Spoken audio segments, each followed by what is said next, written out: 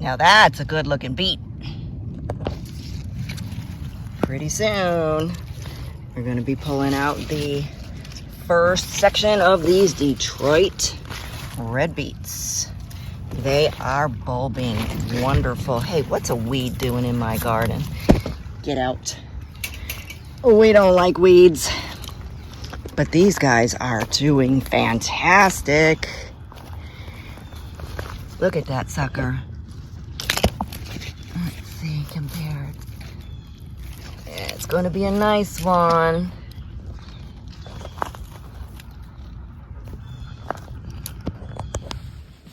Hey, hon, what you got there? Oh, wow. Look at those beets. Time to can. Time to can. Beautiful. And pickle. Great job. That's what natural compost does in your garden. Look at that beet.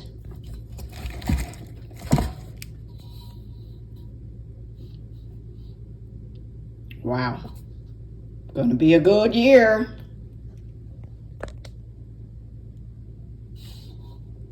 Turnips aren't too bad either. Hi everyone, welcome back. We did a little harvesting out in the garden today. Look at the size of that beet. That's what composting with the chickens does. They make the best dirt. Use it. All right, we picked up some turnips. They're all starting to come to head. So we're going to be doing a lot of cold crop foraging and preserving over the next month. The cauliflower also is starting to head up really nice. This one just struggled a little bit, so I pulled her. She's so sad looking, but we're going to use her. I also have some garlic scapes. And I've got a half-gallon jar. So what we're gonna do today is something very simple. Just like you were gonna make a, here, let me put you up in here a little bit. Okay. Just like you were gonna make refrigerator pickles. Because that's the way we like things. We like stuff to stay crunchy. So in my jar, we're gonna salt brine. So I've got 4 tablespoons of Redmond's real salt in here. And I've got 2 tablespoons of the ball pickling spice. We got that working itself out, dissolving. And then I'm gonna cut everything in little squares, little julienne style, whatever way I cut it, it doesn't matter. Just get it in the jar. So I've got some garlic scapes going in, and then we'll go ahead and get up all of these turnips, this one beet, and this cauliflower going in here. And then we'll just keep adding to this. Now, I keep several jars of this in my refrigerator because we go through quite a bit of them. We love them on our salads, or I'll just take a couple scoops out for a side dish. So it's a great, simple way to harvest and preserve, or to preserve. It's a great way to preserve your food. It's a great way to preserve your food. So here we go.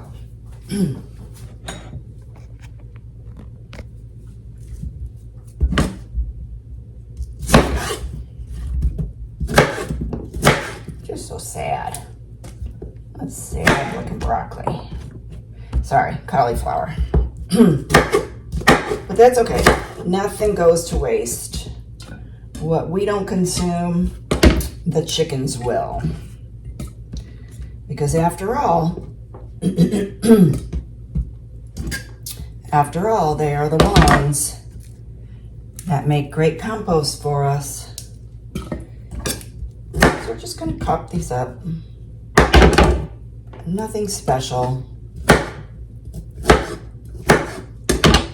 If you've never tried salt brining, give it a try. Some people don't like it. We love it around here. And it's such a quick, easy way to preserve all of our stuff. Because when harvest time comes in, it's just go, go, go, go, go. What's the quickest, easiest way we can get things put up, canned, pickled? We do it all here. We freeze, we dry. And no, I'm not going to peel the skin off. Why would I do that? Let's talk about that for a minute. There's too much minerals and vitamins in that skin, and I want them all. I mean, if I find a dirty spot or something, I'll go ahead and I'll shave it down. Chickens will get them. But we've got like hardly any bug damage. And I'm surprised with the amount of rain that we've had. Now this one has a tiny bit of bug damage. I'll just show you. But that's okay. Listen, this is a backyard garden. We're not professionals around here. In the jar. Same thing goes for the beets, and nothing goes to waste. What the chickens don't get, the worms will get. And again, too, I do not peel my beets. Now, if you get a crusty top at the crown, just go ahead and just shave it. Just shave it off just a little bit. These ones aren't too bad at all. A little spot right there. No big deal. And then again, nothing fancy. Just get them cut up.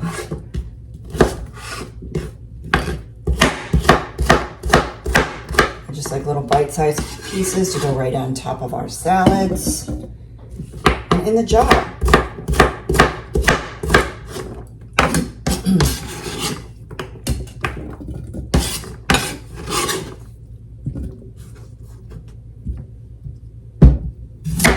Get up another one of these.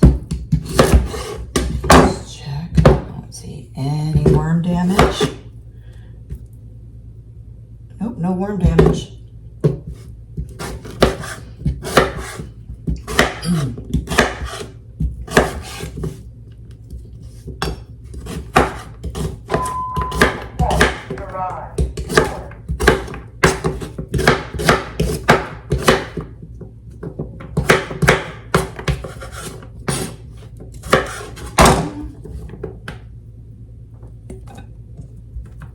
One little tiny bit.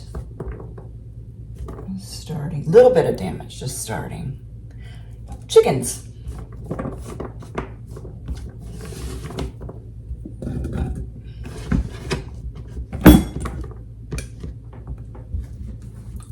And I pulled some carrots as well. So I'm gonna go grab those. I wanna throw a few more of these garlic scapes up in here. That's going to give us a little flavor. Hold that thought.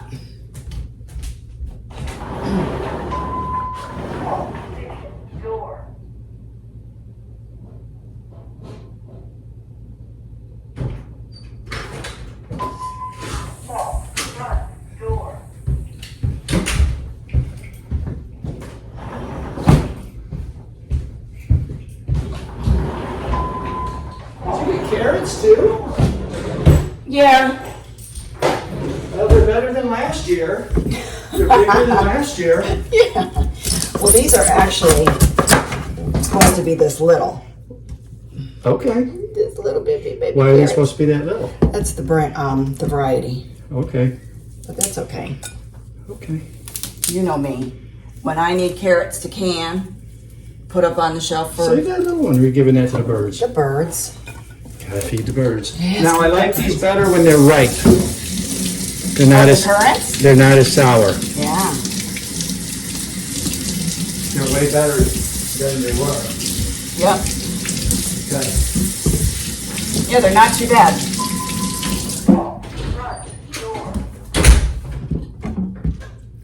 All right. Take a look at my sad looking carrots. These were called Corota. They're supposed to be this little. But that's all right. I keep trying. Keep trying, keep trying. I don't grow carrots for storage or to put up on the shelf. And when I do,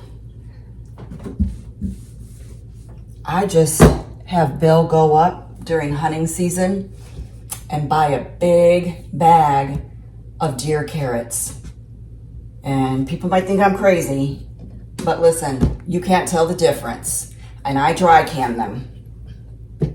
And what dry canning is where you just put everything into the jar. I put a little salt and pressure can them the same way you would if you were going to add water. But if you've never dry canned before, try it. I don't add water to my carrots, my beets, or my potatoes or my sweet potatoes anymore. Strictly dry can. It's a matter of taste. So everybody's got a preference. And I know people frown upon dry canning. But you know what? This is my kitchen.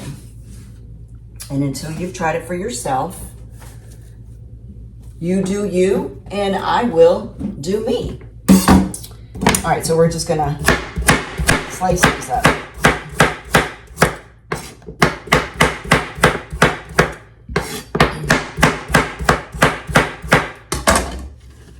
That's it. Throw them in there. Layer it up. Okay.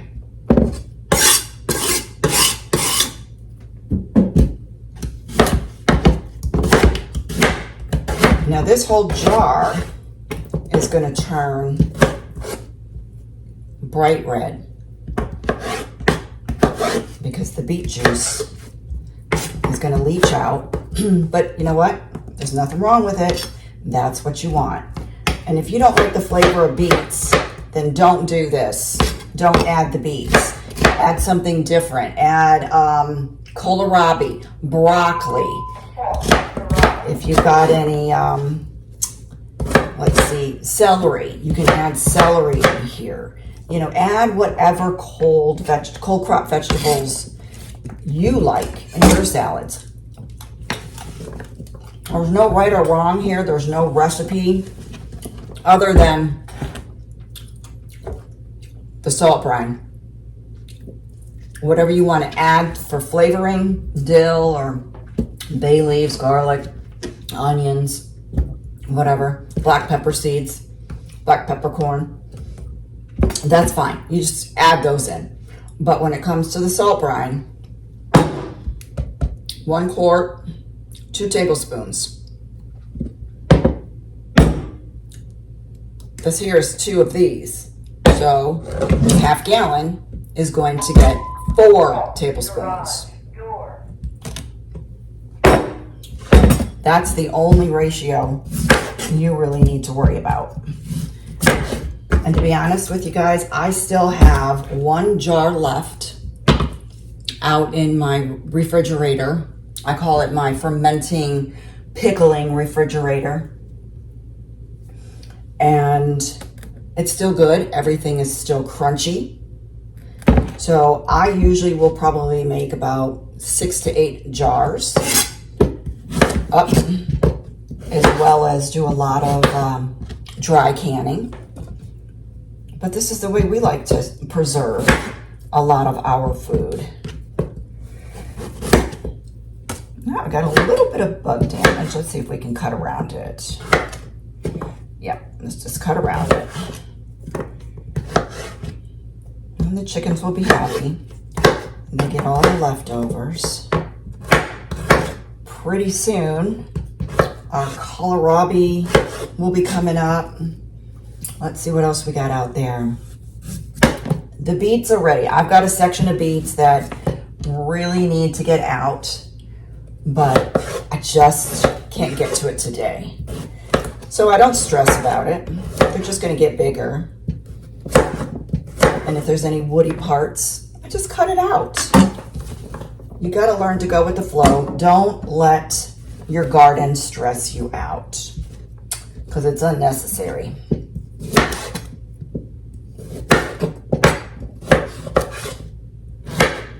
All right, so let's see the variety here. The carrots were Corota. The beets were Detroit Red. And the turnips, I think they were Purple Top. Yeah, Purple Top.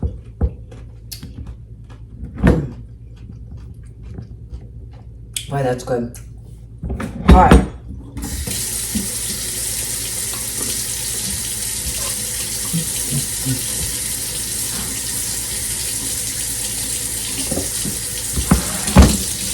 I'm gonna go ahead and fill it up.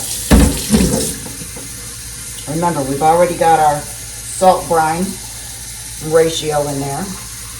And then I always like to add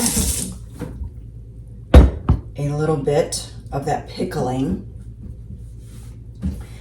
It's just by ball. It's just a dill pickle brine seasoning.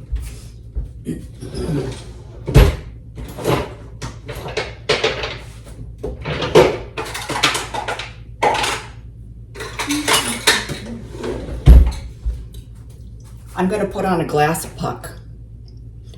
Now, I'm not fermenting here. This is just salt brine, but I'm still going to put a puck right there to keep my vegetables under that brine. And do you see how it's already starting to turn? It's kind of pinkish right now, but it'll turn blood red. All right, I want to bring that, push that puck down a little bit and just bring my water line right up to that first line. All right.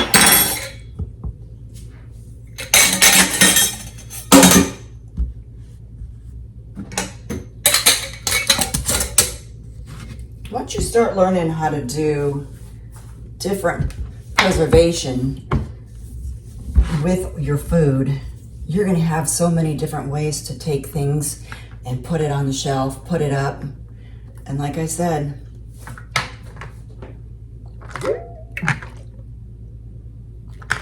these will last a whole year.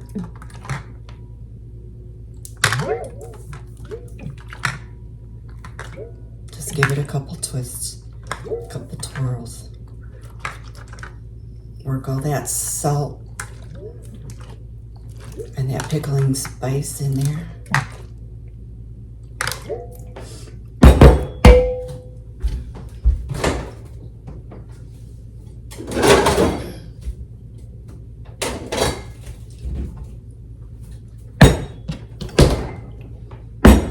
Let's take a quick minute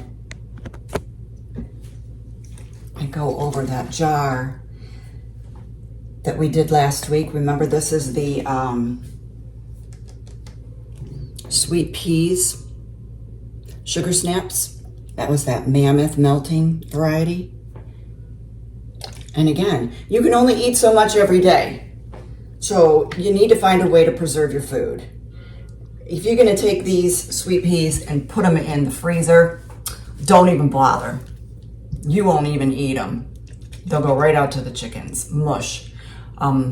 So great way to keep them crunchy, excellent flavor. And again, you can flavor these with whatever you want. I think we've got in here some parsley and some cilantro, of course, our salt brine, and then my dill, the dill ball pickling spice. So, you know, spice it up, do whatever you want. And when I say these things last, I'm not kidding. This is my last jar of pickles. And I do about 8 of these that last me. And I've got dill in here, garlic cloves. Look at how tiny that little guy is. Now listen.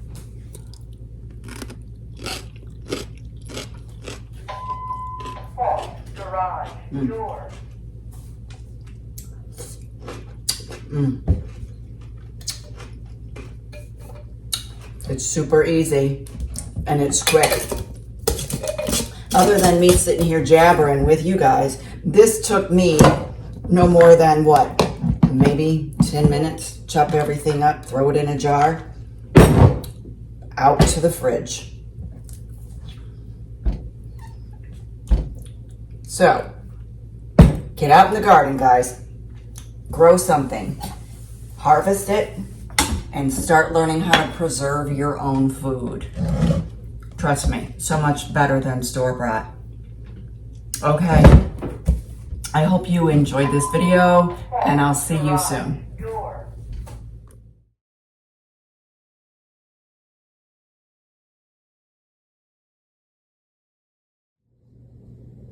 Harvest and preserve. Cauliflower came out today. Salt brine. Salt brine.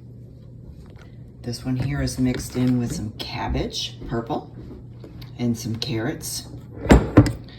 And this jar I just started with the cauliflower. We'll add some beets to that, some turnips. This jar's not full yet. This one, full and ready to go out to the refrigerator. And then, of course, always save some for fresh eating.